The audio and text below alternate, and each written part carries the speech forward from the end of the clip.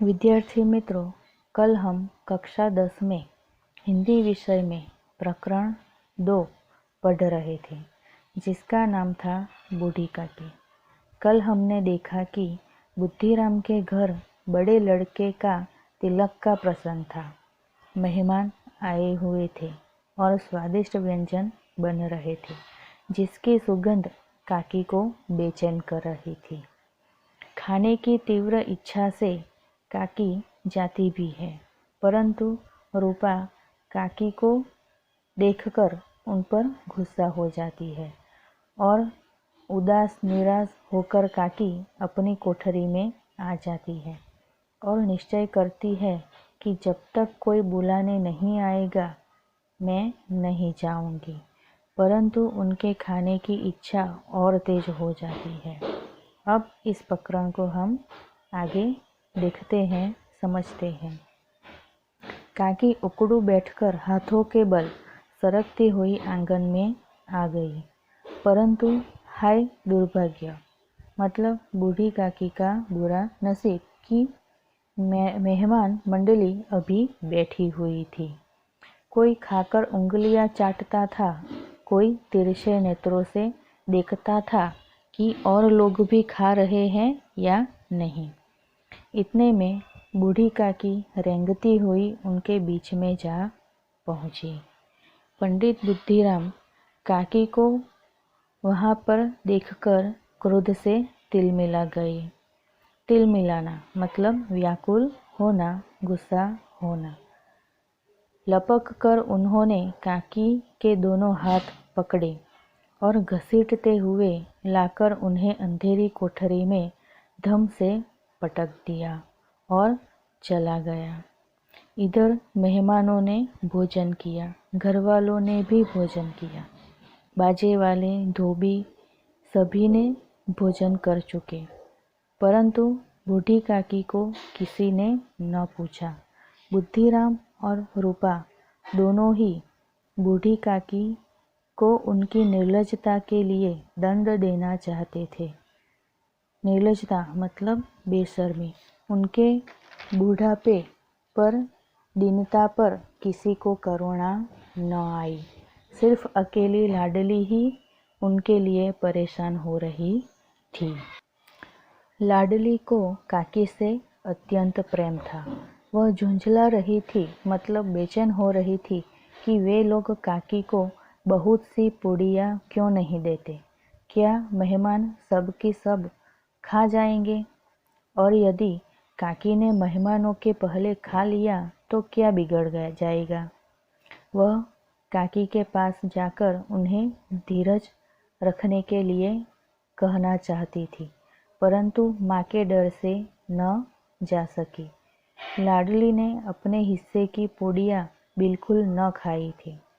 उन पूड़ियों को काकी के पास ले जाना चाहती थी।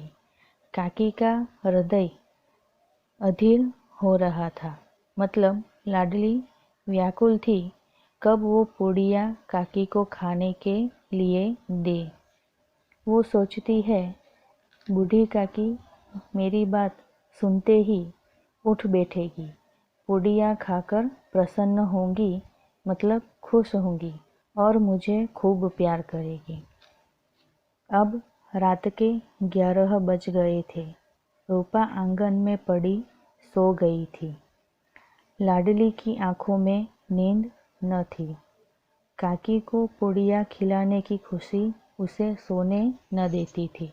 जब उसे विश्वास हो गया कि अम्मा सो रही है, तो वह चुपके से उठी और बूढ़ी काकी की कोठरी की ओर चली। इधर बूढ़ी काकी को केवल इतना याद था कि किसी ने मेरे हाथ पकड़कर घसीटे और फिर ऐसा मालूम हुआ कि जैसे कोई पहाड़ पर उड़ाए लिए जाता है। उनके पैर बार बार पत्थरों से टकराए। तब किसी ने उन्हें पहाड़ पर दे पटका और वे मूर्छित हो गए। मतलब बुद्धिराम काकी को जिस तरह घसीटते हुए कोठरी में ले जाकर पटक देता है, उस वेदना से काकी मूर्छित अर्थात बेहोश हो जाती है। जब काकी सचेत हुई, मतलब जब काकी को होश आया, किसी की जरा सी भी आहट न मिलती थी। तिलक के समय जो शोरगुल था वह अब शांत हो चुका था। उनको समझ आ गया कि सब लोग खा पीकर सो गए। यह विचार कर काकी निराशामय संतोष के साथ लेट गई। ग्लानि मतलब मन में होने वाले खेद से काकी का गला भर भर आता था, परंतु मेहमानों के डर से रोती न थी। अचानक उनके कानों में आवाज आई, काकी उठो, मैं पुड़िया लाई हूँ। काकी ने लाडली की बोली पहचानी, चटपट उठ बैठी, दोनों हाथों से लाडली को टटोला और उसे गोद में बैठा लिया।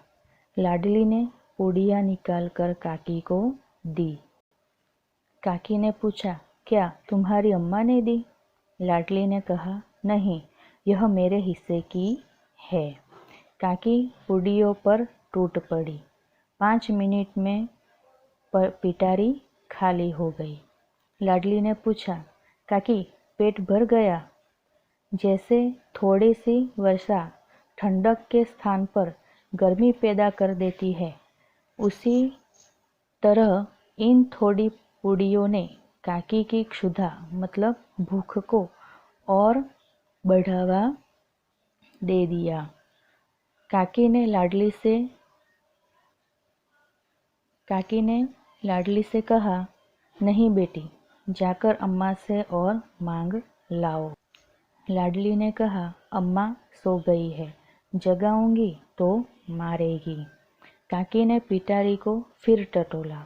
उसमें कुछ खुरचन गिरे थे। खुरचन मतलब बची कुची चीज।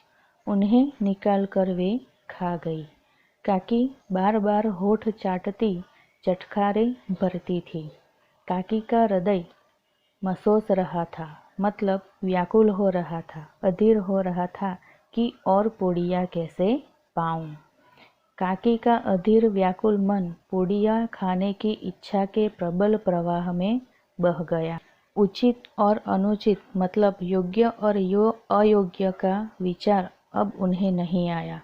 वे कुछ देर तक इस इच्छा को रोकती रही, परंतु अचानक लाडली से बोली, मेरा हाथ पकड़कर वहाँ ले चलो जहाँ मेहमानों ने बैठकर खाना खाया था।